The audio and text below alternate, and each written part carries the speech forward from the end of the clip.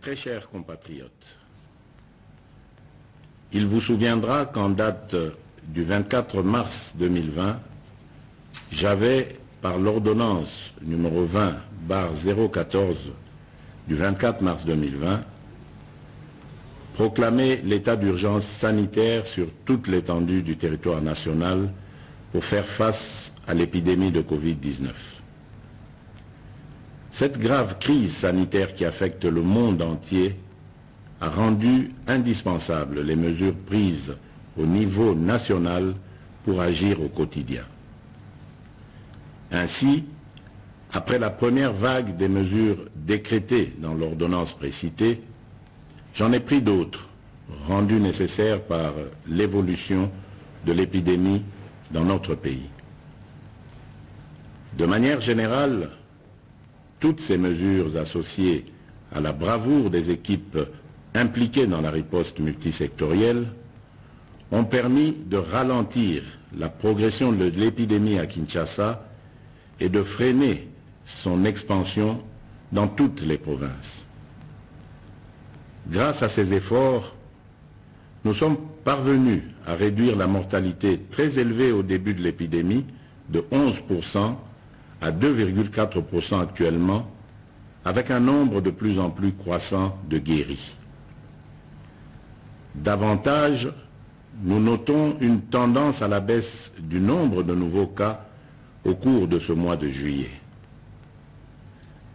Ce bilan nous place sur le plan à la 9e place en termes de nombre de cas et à la 12e place en termes de nombre de décès, déjouant ainsi toutes les prévisions catastrophiques qui ont été prédites pour notre pays au début de l'épidémie. Mes très chers compatriotes, cette nouvelle maladie qui a surpris toute l'humanité a causé des conséquences néfastes sur le plan sanitaire, économique et social. Aucun pays n'est épargné, même ceux qui disposent des meilleurs systèmes de santé et de protection sociale. Les mesures prises ont obligé nos enfants, nos parents,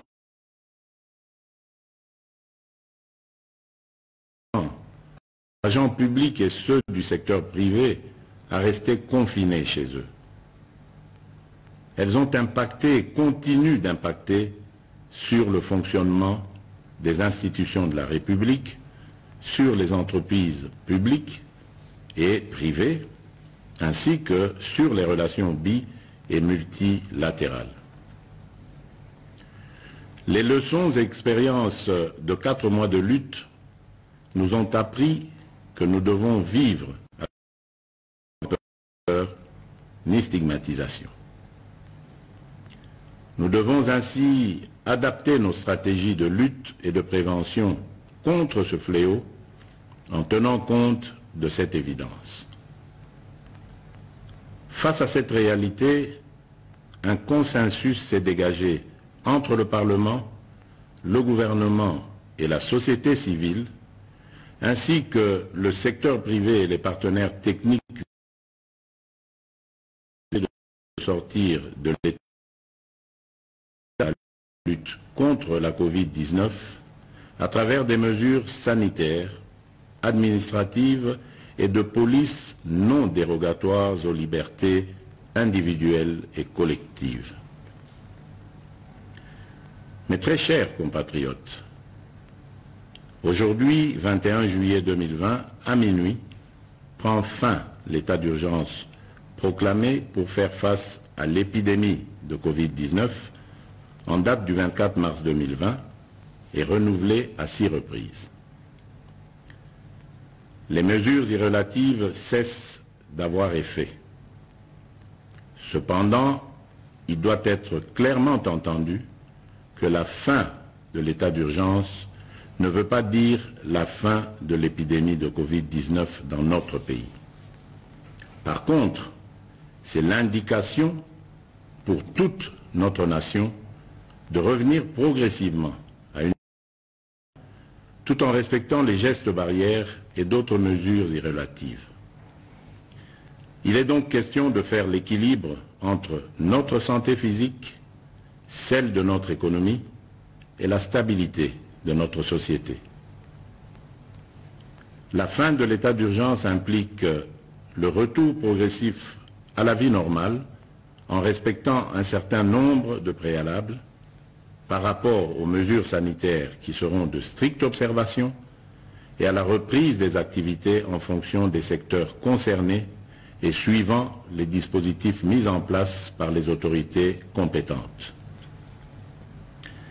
Mes très chers compatriotes, ces préalables comprendront l'engagement des responsables à faire respecter les mesures spécifiques prises par le gouvernement, le renforcement de la sensibilisation et de la communication sur la maladie et sa prévention, ainsi que l'implication des différents acteurs engagés dans la lutte contre la Covid-19 à tous les niveaux.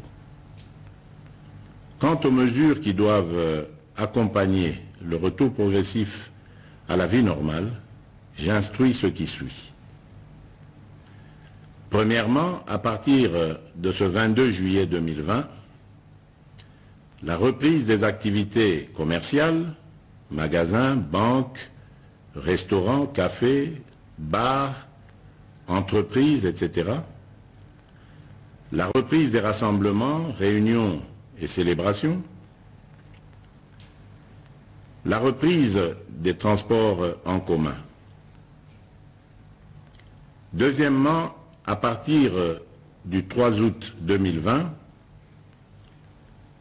la reprise des écoles et des universités, en commençant par les classes et promotions terminales. Troisièmement, à partir du 15 août 2020, la réouverture des églises et lieux de culte, la migratoire interprovinciaux, l'ouverture des ports, aéroports et frontières, la réouverture des discothèques, stades et salles de spectacle. Toutefois, pour les funérailles, les dispositifs actuels restent maintenus et doivent être de stricte application.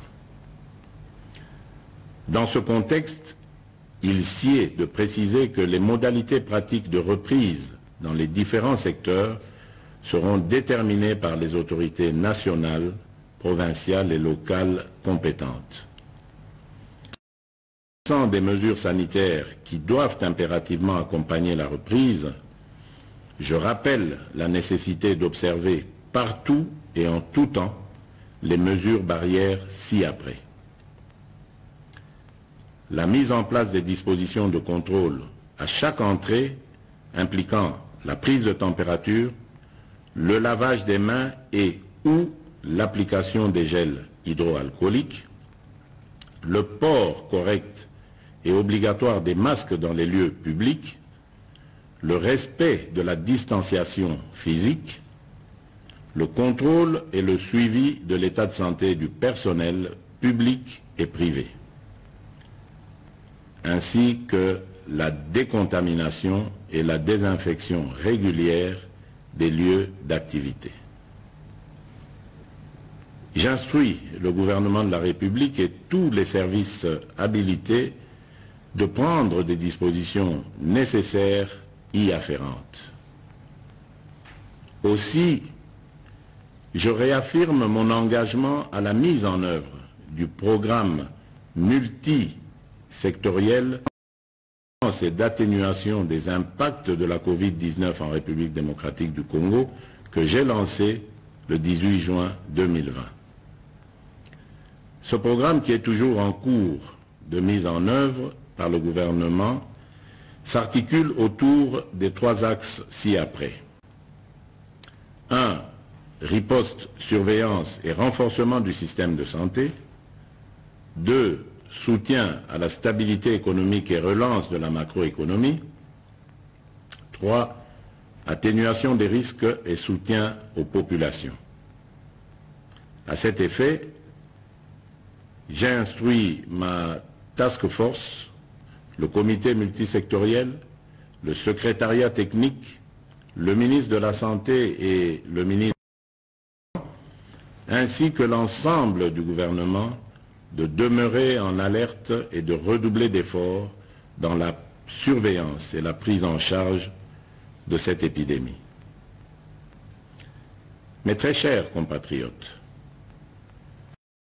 j'invite au respect strict des mesures barrières ci-dessus décrites et aux adaptations qui vous seront proposées par le gouvernement et les services compétents afin de prévenir toute nouvelle flambée des cas qui risquent de compromettre nos efforts collectifs de contrôle de cette épidémie. J'encourage aussi tous les chercheurs dans les différents domaines à poursuivre leurs efforts dans la recherche des solutions innovantes locales pour contribuer à endiguer cette crise. J'exprime toute ma reconnaissance et tous mes encouragements aux équipes de riposte contre la Covid-19 qui, dans des conditions difficiles, ont fait et continuent de faire preuve de bravoure et de patriotisme. Je remercie aussi tous les partenaires bi- et multilatéraux qui nous assistent dans cette guerre contre la pandémie. Mes très chers compatriotes, au moment où nous amorçons une autre étape dans cette crise, je ne peux pas oublier toutes ces familles qui ont été directement victimes de ce fléau et pour lesquelles j'exprime toute ma compassion et celle de la nation tout entière. Mes pensées vont également et spécialement au personnel soignant qui, du reste, ont payé un lourd tribut dans l'exercice de leurs fonctions. Mes très chers compatriotes,